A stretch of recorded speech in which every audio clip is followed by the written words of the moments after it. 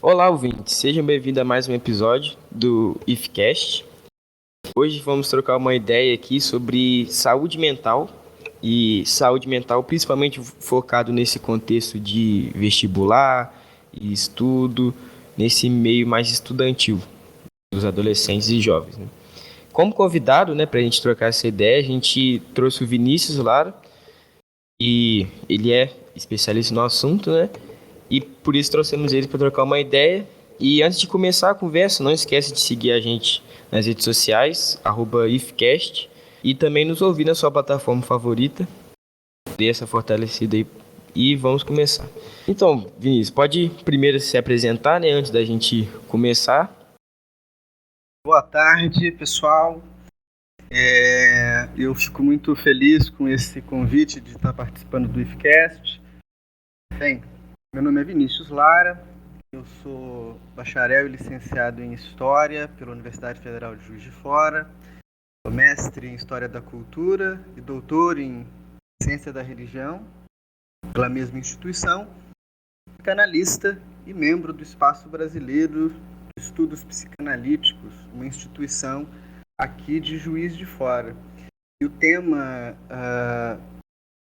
de pensar o sujeito na nossa contemporaneidade e pensar as exigências a que esse sujeito cada vez mais é exposto é um tema que perpassa todo esse percurso que nós fizemos. Então, participar desse momento, participar dessa troca é uma oportunidade bem rica. Então, fico feliz.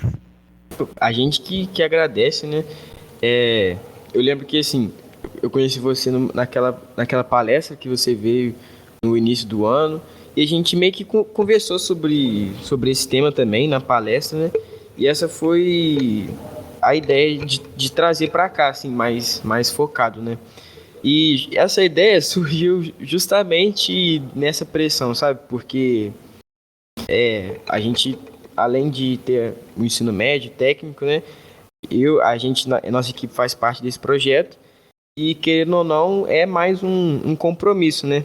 E aí foi justamente na semana do Enem e das provas que a gente se encontrou meio assim, meio perdido, sabe? Com bastante dificuldade de conseguir gravar por contínuas.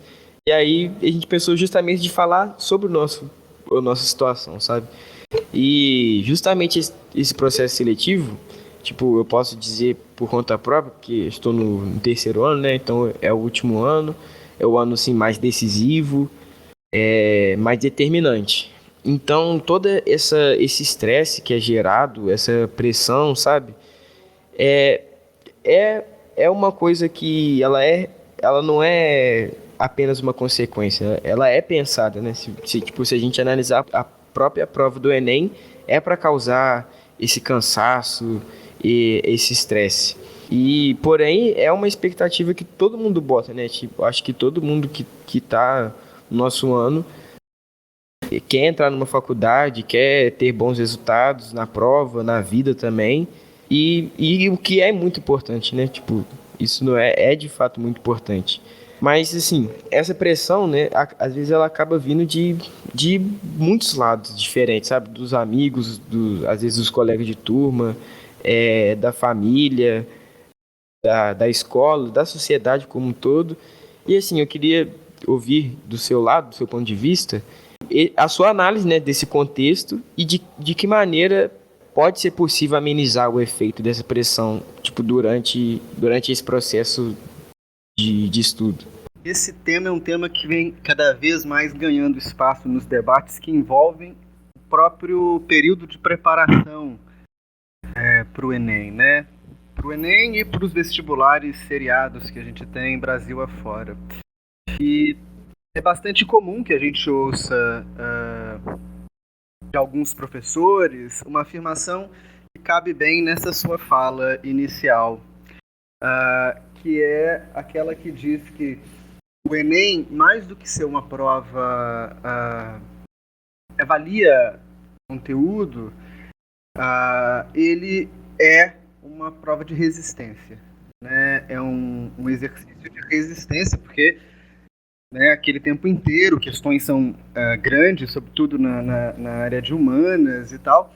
A produção da redação, que é uma linguagem diferente da linguagem que habitualmente as pessoas dessa idade, né, quando estão no terceiro ano, estão habituadas a se comunicar.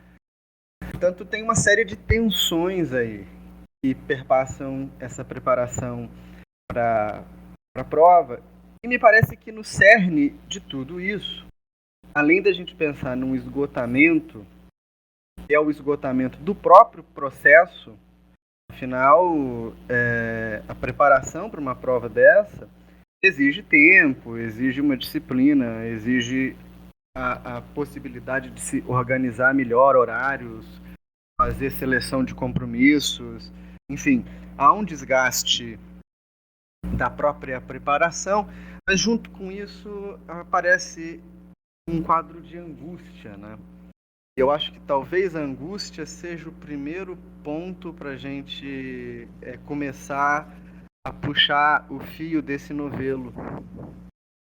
Porque a angústia, ela surge de várias direções, como você mesmo apontou, né?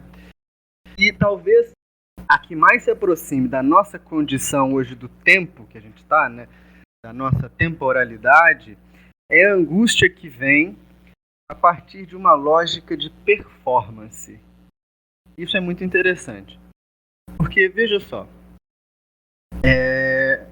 quando a gente fala de percurso de formação, ou de percurso formativo, e sobretudo quando vocês chegarem no ensino superior, vocês vão ter isso mais claro do que tem agora, embora essa experiência já seja, de certa forma, partilhada por vocês no IFE, vocês vão ter uma noção de que esse percurso formativo, ele é incrivelmente plural.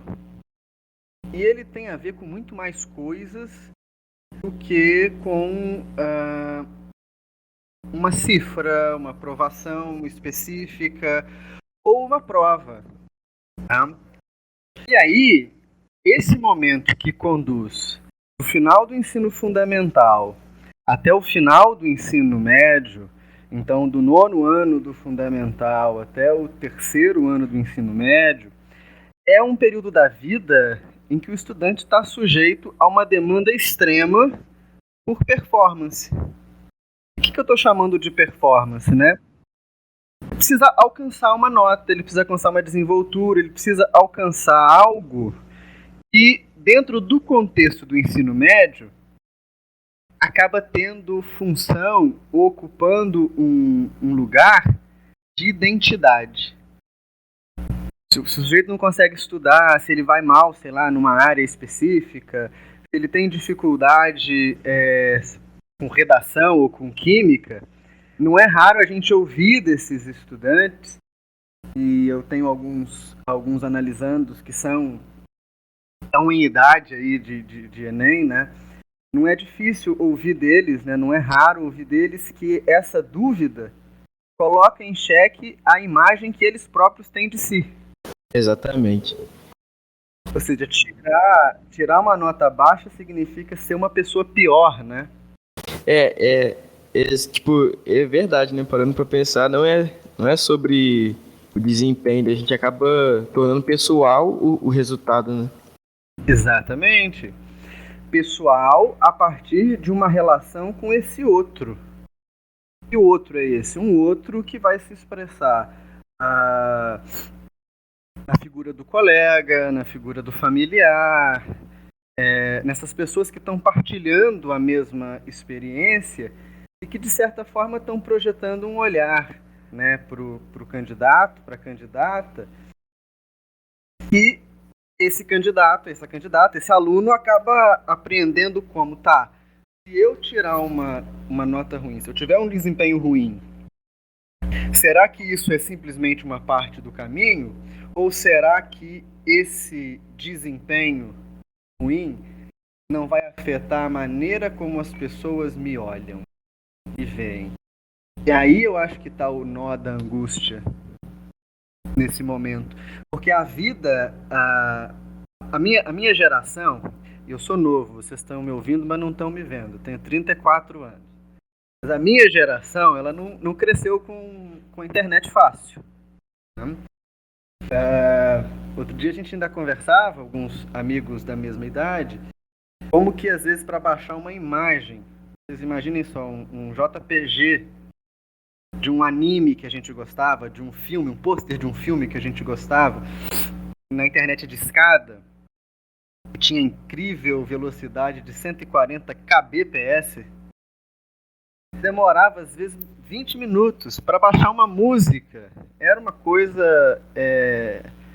Sem contar que a gente só podia ter acesso mais fácil à internet em horários bastante específicos, quando o preço tornava a coisa mais razoável. As gerações mais novas, elas não passam por esse movimento. Elas já crescem inseridas nessa dinâmica de um metaverso, né? De um universo que está funcionando o tempo inteiro, com uma noção de tempo bastante distorcida. Pensa bem, a gente está ouvindo hoje um áudio no WhatsApp, a gente vai lá e clica 2x exatamente para ganhar mais tempo. A gente vai fazer uma postagem no Twitter, tem que escrever rapidinho e curto, porque tem um limite ali de 144 caracteres e tal. E aí, o que isso vai desenhando? Embora a gente tenha hoje muito mais facilidade do que se teve ao longo, né, das últimas décadas para manter contato com as outras pessoas, esse contato acaba sendo um contato muito mais a partir do que eu desejo mostrar, do que eu desejo colocar ali bem recortado, bem tratado, né? Alguns celulares hoje, quando você tira uma foto, queira você, queira não, ele vai te botar um filtro, ele vai adaptar a tua cara para fazer você parecer o que você não é. E tudo isso é uma dinâmica de comparação. Percebe que quando chega nessa idade do Enem, há toda uma lógica de pensamento que aponta para isso. Olha, você está se comparando com o outro o tempo inteiro. Nesse processo de comparação, é como se aquilo que o sujeito faz terminasse por definir aquilo que ele é. E aí que o caldo entorna, né? Essa análise é bem precisa, né? Porque acaba que é uma coisa que a gente não tem muito controle, né? Não tem como a gente sair desse contexto, né? A gente tem que se reeducar para amenizar sempre o máximo possível, né? E o Enem ainda coloca duas situações que são mais desafiadoras para essa angústia, para essa ansiedade. Uma é a redação, né? Que, enfim, ela é sempre uma aposta. E a outra é o TRI, que vai fazer com que acertar muito não necessariamente signifique acertar melhor. Daí ainda tem essa sensação de suspensão, né? Sair com a sensação de que fez uma boa prova, mas não ter noção do TRI, não ter noção da redação, fica com essa pulga atrás da orelha e acaba produzindo, né, mais e mais ansiedade, mais e mais angústia. Isso é uma das coisas ruins também, até tipo assim, é inevitável, né? Não tem como corrigir estudo de prova num curto período de tempo. Mas tipo, causa muita ansiedade você fazer a prova, por exemplo, no final do ano e só saber do resultado e poder matricular no ano que vem. Então, tipo, ao mesmo tempo que você sente alívio, porque você já terminou, você fica tipo, nossa, e agora só vou saber a nota só em fevereiro e eu não sei o que eu faço até lá. Isso acaba gerando ansiedade também, né? Tipo, tudo é muito ansioso. Até depois que você faz, continua produzindo isso, né? Exatamente. E aí a sua fala, ela me traz uma outra reflexão que eu acho interessante, né? Tem a ver um pouco com a forma como a gente aprende a se ver. Isso é muito interessante, porque, via de regra, a gente acabou seguindo por um percurso formativo na educação brasileira, e ele tem um viés muito conteudista, né? Ele tem um viés mais do que conteudista, ele tem um viés que faz nitidamente uma separação entre ciências humanas, ciências exatas e da natureza. De modo que a gente tem um investimento muito maior de carga horária e de exigência naquilo que a gente está acostumado a tratar como ciências exatas, um pouco mais em ciências da natureza e nas ciências humanas, dependendo da área, isso vai diminuindo significativamente. O que nasce daí é a gente pensar que o sujeito, esse sujeito do nosso tempo, é um sujeito que, embora faça muita coisa, pensa bem, num dia de internet, um menino, uma menina que esteja, sei lá, no 5º ano do fundamental, provavelmente vai ter acesso a mais informação e a mais conhecimento que um sacerdote egípcio teria na vida dele inteira. Né? Mais estímulo do que esse sujeito teria na vida inteira. Tamanha facilidade que a gente tem hoje. Mas, ao mesmo tempo, essa facilitação, como a gente pode chamar, ela coloca alguns problemas. E o problema que a sua fala me remete é numa ausência ou uma diminuição de um espaço para que o sujeito pense a si mesmo, para que o sujeito fale de si mesmo, para que o sujeito reflita sobre si mesmo, a gente acaba tendo indivíduos que são cada vez mais baseados num espelho que não reflete eles próprios, mas que reflete o outro. E só reproduz, né?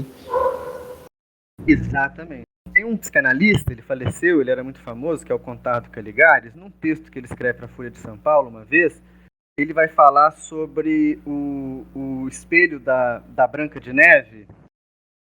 E aí ele fala sobre o espelho para tocar num ponto importante para a psicanálise, que é a ideia de narcisismo. Narcisismo, que é a forma como o sujeito se constitui, como ele se percebe como sujeito, como ele se define como tal, né? Isso é uma construção desde o nascimento. E aí o Caligares ele faz uma análise interessante, que ele vai dizer que o espelho narcísico hoje não é aquele do mito de Narciso, em que ele se apaixona pela própria imagem e acaba se afogando nela. É o espelho da Branca de Neve, em que se pergunta para o espelho, espelho meu, tem alguém nesse mundo mais bonito do que eu? É esse outro que está dando a resposta. E aí quando você fala do tempo da prova, a pergunta que eu faço é a seguinte, você diz assim, a gente faz a prova no final do ano e a gente vai ter o resultado só no ano seguinte. Isso vai dar uns 2 meses e pouco de diferença, né? E mais ou menos isso. Mais ou menos. O que você se torna nesses 2 meses? Esse que é o ponto. Parece que não tem objetivo nenhum mais, né? Exatamente. Você não é aluno mais do ensino médio, mas você também não está matriculado na sua faculdade. Exatamente. Nossa, nem sei como responder. Ao longo dos anos que passaram, dos últimos 3 anos pelo menos, a vida inteira de vocês foi orientada, né, pensando assim, você tem que estudar porque você vai fazer o Enem. Tem que estudar porque você vai fazer o PISME. Tem que estudar porque você vai passar no vestibular. E aí nessa janela entre a prova e o resultado, o que o sujeito se torna, né? Como ele se percebe? Essa é a questão. Verdade. E às vezes eu penso também que isso acaba acontecendo no depois. Porque eu acho que, tipo, não julgando, sabe? Ninguém é obrigado, mas às vezes muita gente só escolhe um curso ou só escolhe um caminho ou uma opção justamente porque está reproduzindo e ainda não teve o tempo de se conhecer, de ter o seu próprio processo de crescer, de se entender. E aí quando tipo, por exemplo, até mesmo, sei lá, quando é aprovado, foi aprovado nesse curso, entra lá, acaba gerando mais frustração, porque não era o que era ela, foi só o que foi dela. Isso é tipo, da pessoa, no caso. Isso é bem interessante, né? E também eu acho que acontece também muito quando dá errado também acontece isso. Tipo, eu preciso entrar na faculdade. Não sei porquê, e é isso. E aí, às vezes dá errado, às vezes esse primeiro plano, e aí parece que desaba tudo porque pronto, e agora? Tipo, acabou, deu errado, mas você continua sendo você ainda, né? Vê como é que o que você falou é exatamente esse espelho da Branca de Neve, né? Em que tem um outro que diz assim: olha, o importante é que você seja tal coisa, que você siga tal ofício, é que você faça esse percurso. Só que quando a gente vai falar de saúde mental nesse contexto, eu acho que é importante a gente olhar para isso que você levantou, para isso que eu estou tentando trazer. Por quê? Hoje em dia, a gente tem uma lógica que perpassa a discussão dessa ideia de uma saúde mental, que a rigor nem é um conceito que a psicanálise abraça. Ela maneja, mas ela não abraça essa ideia, esse conceito, assim. Mas saúde mental acaba se tornando muito associado no discurso médico hoje e no discurso psicológico de maneira geral, a tornar o indivíduo funcional. Ou seja, fazer o indivíduo funcionar. Fazer o indivíduo ter condição de se inserir na sociedade e de produzir. Olha, por vários caminhos que a gente imaginar, isso é pelo menos curioso. Que tornar o indivíduo funcional não vai ser necessariamente sinônimo de respeitar ou perceber que esse indivíduo, no fim das contas, é um sujeito. É alguém que tem uma subjetividade. E aí, qual que tem sido o caminho utilizado por muita gente? O caminho da medicalização. Então, hoje é muito comum o consumo de medicação psiquiátrica, às vezes nem prescrita por psiquiatras, prescrita por clínico geral, por neurologistas e tal, o consumo de ansiolíticos, com a ideia exatamente de diminuir a ansiedade. E não entender, né? Exatamente. Só que para a psicanálise, a ansiedade ela não é um sintoma. A ansiedade ela é como se fosse um apito dizendo assim, tem alguma coisa errada. Que querendo ou não, o medo, a ansiedade não é pra te causar uma coisa ruim. Acaba causando, né? Mas é tipo assim, é uma coisa natural do seu corpo de evitar uma situação, evitar De de perigo, perigo. de desamparo, de exposição, exatamente. Porque, tipo, pensando assim em vestibular, faz sentido eu ter ansiedade, tipo, de ter que estudar, porque é muito, muito mais confortável eu não ter que estudar nada. Claro. Além do que, essa ansiedade toca numa outra coisa, né? Você foi no ponto. Quando você fala que a ansiedade ela se aproxima do medo, de uma situação de perigo, né? E aqui eu estou tratando angústia e ansiedade como sinônimos, né? Como a mesma coisa. Tem uma outra ansiedade aí que ela não pode não ser consciente, mas ela está presente.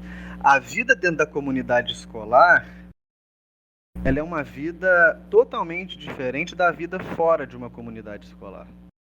Então, existe uma certa ansiedade também de perder esse lugar. É, verdade. De sair dessa posição. De ser colocado num mundo em que a lógica de relação que você vai ter com as pessoas, com os colegas, é completamente diferente. Tá? Tem uma ansiedade que vem daí. Verdade, né? Porque, por exemplo, eu nunca, não lembro, não consigo tirar eu estudante de mim, porque não tem jeito. E aí, essa fase que vocês estão é como se fosse um rito de passagem. Sair de uma determinada etapa da vida a partir de um ritual social brasileiro, que é esse modelo de vestibular, e adentrar numa outra forma de existir socialmente. Portanto, é mais do que razoável que isso gere ansiedade, que isso gere angústia. O que talvez precise ser dito é que essa angústia, ela faz parte do processo. Como você também apontou mesmo, muito bem. Não tem como tirá-la do processo. A questão é como olhar para ela. E tipo... Vou contar um caso para vocês. Pode fazer sua pergunta, depois eu conto o Não, caso. eu ia pedir assim para você contar como foi a sua experiência de ter passado dessa fase. Mas se quiser começar com o caso... Eu quero começar o caso só para eu fechar a questão da medicalização, para ficar claro o que eu estou dizendo. Não há aqui uma postura contra a medicalização, mas é muito importante que exista também uma parcela desse esforço terapêutico que se dê numa outra via que não seja só a química ou a farmacológica. Eu acompanhei uma vez o caso de um aluno, faz muitos anos isso. Na época, ele tinha 10 anos, talvez. Eu não sei exatamente, não me lembro exatamente. Mas era muito novo, no início do Fundamental 2. E aí, ele ganhou na escola que ele estudava um título, um reconhecimento por nota.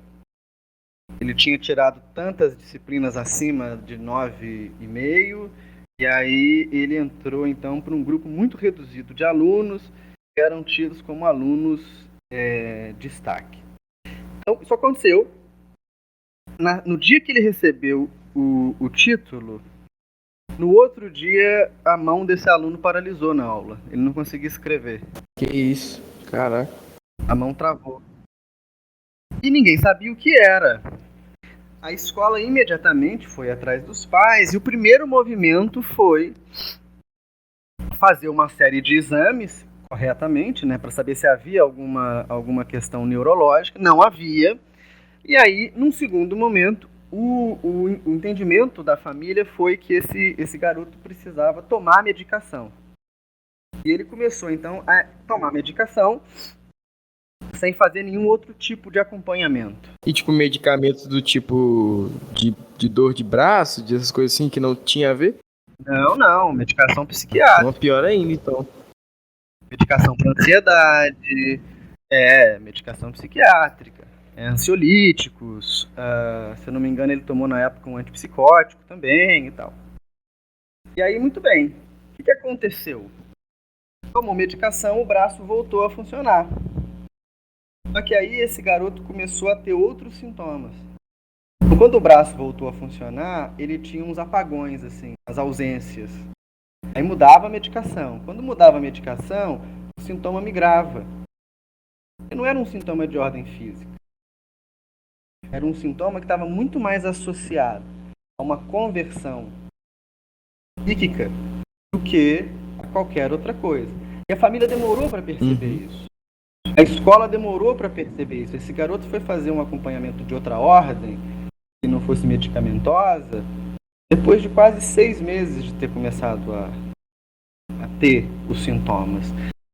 Então, a questão da medicalização, ela pode parecer uma facilidade, um encurtamento de caminho, mas é sempre interessante a gente não perder de perspectiva uma lógica de pensar a gente mesmo, né? De olhar para a gente mesmo, de se perceber, de tentar, né, mapear, fazer uma cartografia dos nossos movimentos, daquilo que a gente deseja, daquilo que não deseja, de como que a gente se relaciona com isso, como a gente se relaciona com aquilo, porque certamente isso não resolve o problema da ansiedade, da angústia, mas ajuda a gente a entender de onde que está vindo, né? Eu acho que isso é fundamental. Você pergunta como é que foi no meu período, isso, né? Na minha época, o Enem não tinha esse peso que tem hoje. Na minha época, o Enem era um exame para avaliar a qualidade do ensino médio. Então, a gente não tinha ele como fator para ingresso na universidade. E aí, o meu processo de ingresso na Federal foi pelo PISME. PISME 2 e PISME 3. E na minha família, eu fui a primeira pessoa nos dois ramos da família, tanto paterno quanto materno, e fez vestibular e cursou uma faculdade pública. Então, minha mãe ela era professora normal, do normal superior, ela vem de uma outra lógica de formação de professores, meu pai era policial, e na família não tinha nenhum outro tio, tia, primo que havia feito faculdade. Eu fui o primeiro a fazer. E aí, a angústia para mim veio menos na prova e mais depois. Porque quando eu passei, e desde o começo eu quis história, quando eu passei e eu fui para a universidade, eu não tinha nenhuma referência do que era aquilo. Eu não sabia como é que era estudar, eu não sabia como é que era a relação com os professores, eu não sabia como é que era o uso do espaço, ou seja, que eu podia ir numa biblioteca estudar sozinho, que eu podia fazer aula de línguas no Instituto de Letras lá, que eu podia me inscrever em projetos. Eu demorei para pegar o ritmo. Essa fase foi mais angustiante. Porque como eu vinha de uma outra organização social, assim, eu fiquei perdido. Não sabia como funcionava. Aí falava, meu Deus do céu, como é que será que eu vou me adaptar aqui? Como é que eu vou fazer? Como é que eu não vou fazer? Então, foi um período de adaptação que durou praticamente metade de um curso de 4 anos, né? Até o terceiro período, assim, eu ainda estava tentando me localizar, ver onde eu estava.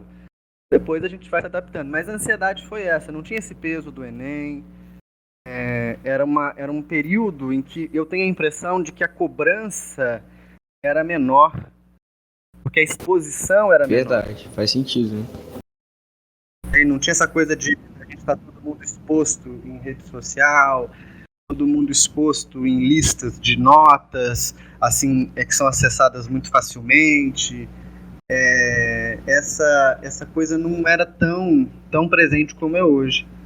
Atualmente, me parece que o receio passa exatamente por isso, não só pelo resultado do sujeito, mas, sobretudo, por esse sujeito que é colocado diante de outra pessoa, né?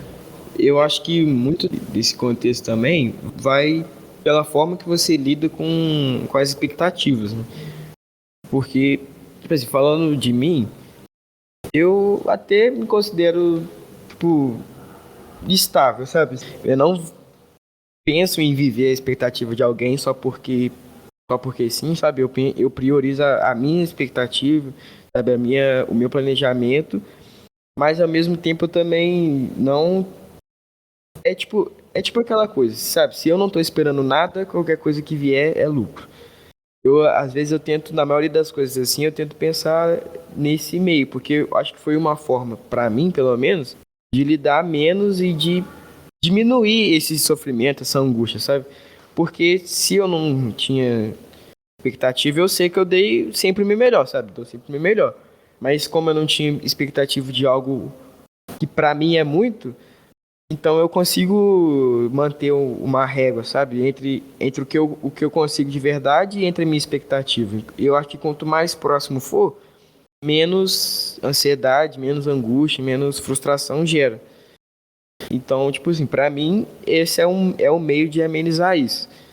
Aí eu queria saber se às vezes, nem sei, né, se é um método eficiente, às vezes você compartilhar que você usou, o que você sabe que pode dar certo, né, pela sua formação, etc.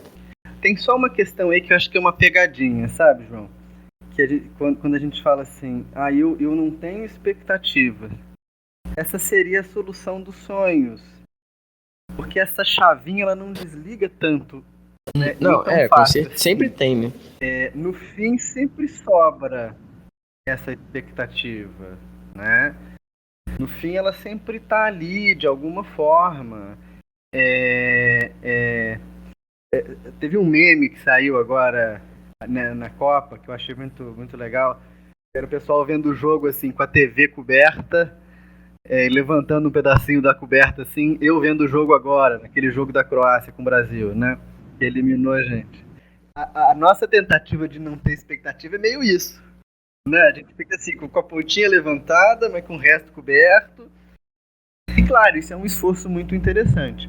Agora, Eu acho que tem duas coisas que são muito importantes nesse momento, que a maioria das pessoas que está me ouvindo está passando, né? Ou vai passar.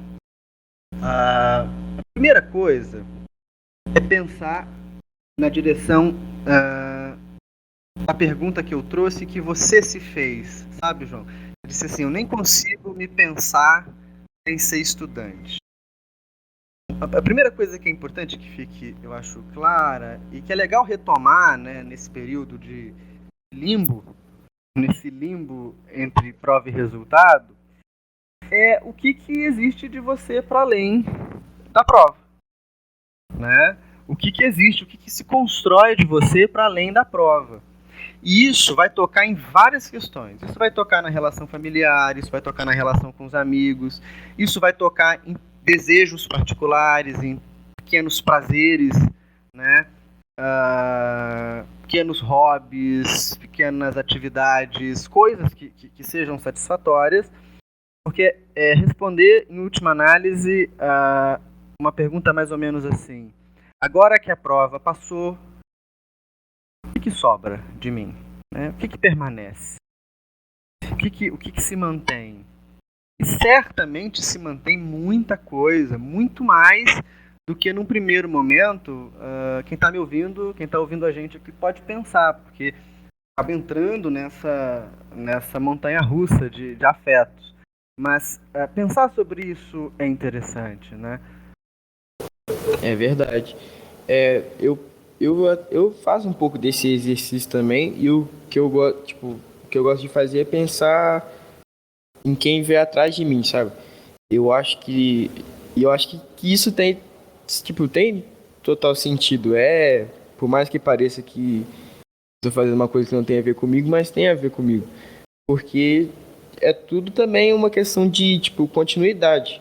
Porque a gente tem muito poder sobre o que acontece na nossa vida, mas muitas coisas também é sobre, tipo, coisas maiores, sabe? Tipo, às vezes é questão da sociedade mesmo, a época que você está vivendo, que tinha essa condição tal, tal. Então, mas ainda assim é tudo uma questão de continuidade. Eu acho que, tipo, se só por eu não conseguir e eu desistir de tudo e não tentar nada, às vezes eu posso quebrar esse ciclo de continuidade, sabe? E eu vejo muito isso em relação aos meus familiares, porque eu também da família de pai. Se eu passar, eu vou ser o primeiro a conseguir passar numa universidade pública, mas eu não enxergo isso só como só uma conquista só minha, sabe? Porque se eles não tivessem tentado e persistido para eu ter um pouquinho mais de condição que eles, eu não ia conseguir nada. Então acho que é sempre isso, tipo, nada é tão absoluto assim, ainda mais essas coisas sabe, de informação, sabe? Isso aponta para o segundo item que eu quero destacar, né? O primeiro é pensar nisso que está para além da prova, né? Aquilo que constitui você como você. O segundo aspecto que eu acho importante é que nós vivemos numa lógica que o tempo inteiro exige uma certa perfeição do sujeito. Tanto assim, e é raro a gente encontrar alguém que assuma as suas próprias responsabilidades, né? Que diga assim, não, eu fiz errado, eu não fui bem, poxa, bobeei aqui, bobeei ali e tal. A gente tem uma tendência em terceirizar responsabilidades, né? A gente tem uma tendência em fazer movimentos assim. E aí, eu acho que é muito importante, né, para as gerações mais novas. Eu vejo isso com a minha filha, que tem 1 ano e 7 meses, né, que está começando a lidar com essas questões e tal, de ser parada, de ser proibida, de receber um não, né? É importante que a gente refaça a nossa relação com o erro e com o acerto. É importante que a gente refaça a nossa relação com a frustração. Às vezes, as coisas podem não sair conforme a gente planejou. E isso significa, então, que desse ponto em diante pode surgir um outro plano, pode surgir um outro caminho, pode surgir uma outra rota, e o erro, ele é constitutivo daquilo que é humano, né? O ser humano, ele é uma sucessão de ações, de pensamentos, de intermitências. Aí, então, está o X da questão. Lidar de uma forma diferente com esses altos e baixos da existência. Até porque só existe algum senso de felicidade na nossa vida porque as coisas mudam, porque as coisas são inconstantes. Se a gente pudesse ter tudo que a gente deseja o tempo inteiro, provavelmente isso geraria na gente um certo cansaço, um certo desconforto. Daí você fala como lidar com isso, né? Eu acho que esses dois movimentos, eles são muito importantes. Primeiro, pensar no que existe para além dessa ocupação de estudante, né? Ninguém é estudante. Estudante é uma função que se está, né? Mas existe algo para além. E depois desse primeiro movimento, esse segundo de tentar estabelecer uma relação diferente com esse erro, com essa possibilidade do erro. Claro, isso muitas vezes não vai dar conta de fazer sozinho, né? Então é importante nesse processo também, caso você sinta que está muito pesado, é importante que você possa buscar auxílio, né? Buscar auxílio daquela rede de proteção, daquelas pessoas mais próximas, amigos que estão ali partilhando o mesmo momento, nem que seja só para falar sobre a angústia, né? Isso já tem muitas vezes um caráter que é bem interessante. Mas também buscar auxílio profissional, seja médico, seja psicanalítico, psicológico, né? Existem vários espaços na cidade que funcionam numa dinâmica de ou clínica pública ou clínica com atendimentos mais acessíveis ou atendimentos sociais. E é importante, então, que a gente também não negligencie isso, né? Ainda existe em algumas pessoas uma ideia estranha de que buscar ajuda, né, para passar por um momento difícil é sinônimo de fraqueza. Isso é uma grande bobagem, né? Se a gente tem recurso disponível, se a gente de fato está precisando, é muito importante que a gente lance mão dos recursos que a gente tem. Porque todas essas ferramentas, elas vão ser bastante úteis para elaborar coisas que podem estar confusas dentro da gente, né? E a partir dessa elaboração, a vida segue. Então, se a ansiedade está muito alta, se existem outros sintomas que se associam a isso, né? É interessante buscar ajuda, não passar por isso sozinho, não passar por isso sozinha, dividir com alguém e fazer um percurso de elaborar essas questões. A gente pensa que a angústia é um alarme, é uma sirene, a gente tem que entender de que perigo ela está falando. E isso, às vezes, a gente vai fazer melhor se estiver. Perfeito. E exatamente sobre isso que eu pensei assim, no último ponto para a gente conversar, antes de encerrar, é exatamente esse debate que tá sobre saúde mental, que está aumentando, sabe? Tipo, é bem notável isso no popular mesmo. E também está sendo bastante citado no meio acadêmico, tipo, na própria prova do Enem, é até um pouco contraditório, né? Tipo, igual teve aquele tema da redação sobre saúde mental, só que todos os alunos lá, provavelmente a grande maioria, estava sofrendo daquilo que eles próprios estavam falando, sabe? E só que ao mesmo tempo que está muito popular, também sempre teve, na verdade, né?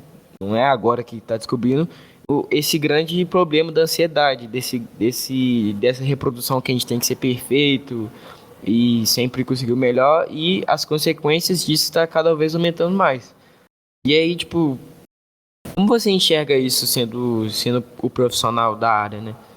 Pois é, eu acho que nesse sentido, o que a gente tem hoje é uma diminuição na nossa capacidade de produzir laço, de produzir vinculação social. E isso pode parecer muito paradoxal, mas como a gente consegue recortar especificamente o que a gente quer que o outro veja de nós, o que acontece é que esse recorte muitas vezes é um recorte que está sempre sendo pensado para parecer que a gente está sempre feliz, que a gente está sempre bem, ou que as coisas estão indo né, de vento em popa e tal. E isso acaba não produzindo uma relação de fato de proximidade entre sujeitos, né? Se não há relação de proximidade entre os sujeitos, a gente acaba perdendo a capacidade, né? Perdendo, assim, ela diminui de falar sobre a gente mesmo. A gente perde a capacidade simbólica de pensar quem nós somos, como nós somos, o que nos move, o que a gente sente.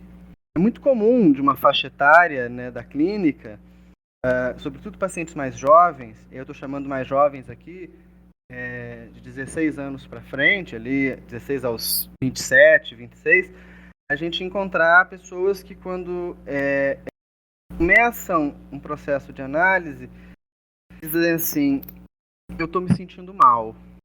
Ok, uma queixa. E quando a gente pergunta, tá, mas você pode me falar um pouco mais sobre esse mal que você está sentindo? Eu não consigo. Eu não sei falar. Eu não tenho palavra. Esse movimento de perder a palavra, vamos chamar assim, né? Essa diminuição da nossa capacidade de simbolização da gente mesmo, tem uma consequência que é imediata. Aquilo que antes poderia ser carregado, digamos assim, pela via da palavra, acaba não tendo mais a palavra como suporte. E aí isso vai ser descarregado no corpo. Então hoje a gente tem um cenário em que o corpo é a tela principal desses transtornos psíquicos. Então a gente está falando de bulimia, de anorexia, de mutilação, insônia, taquicardia, dicotomia, ou seja, tem uma série desses sintomas que são sintomas de um corpo que está expressando aquilo que não consegue aparecer em palavra. Portanto, é importante que a gente olhe para isso. No Sistema Único de Saúde, ainda existe uma rede que precisa e que pode ser melhorada, e muito, na questão dos cuidados com a saúde mental de maneira extensiva, né, para a população de modo geral. Tem iniciativas fantásticas dos CAPs Infância, CAPs Álcool e Drogas, a gente tem vários processos de intervenção que o SUS faz e que são formidáveis, mas, de modo geral, é muito difícil para alguém conseguir uma sessão de terapia via SUS ou conseguir mesmo atendimento psiquiátrico, manter filas de espera muito grande e tal. Então, acho que a grande questão é pensar a saúde mental é pensar que ela é um direito como todo outro qualquer, sabe? A saúde mental também está no pacote desses direitos. Hoje a gente tem feito um debate na instituição, né, no EBEP, na instituição de psicanálise que eu faço parte, um grupo de trabalho em torno de psicanálise e questão social, né, para discutir exatamente como que essa prática psicanalítica ela ultrapassa os muros da instituição, ela ultrapassa as paredes do consultório, né? E ela vai ao encontro de uma comunidade muito ampla no nosso país que às vezes não tem condição de arcar com o custo de um processo de análise, que é um processo que tende a ser caro, né? Um processo que tende a ser oneroso, mas que sofre do mesmo jeito.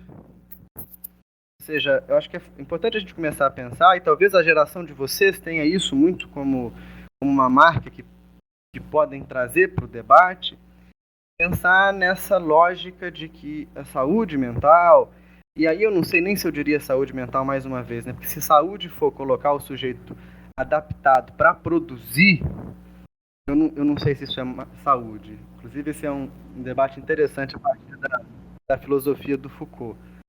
Mas é interessante que a gente perceba que é legal, é importante que o sujeito tenha condição de se descobrir como sujeito e descobrir os caminhos para um cuidado de si.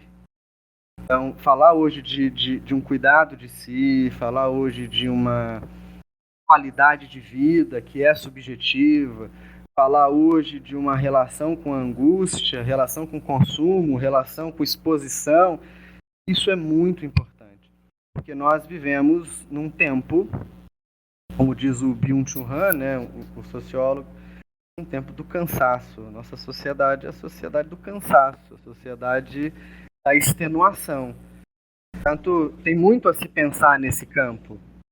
E é imprescindível que a gente olhe para isso. Verdade.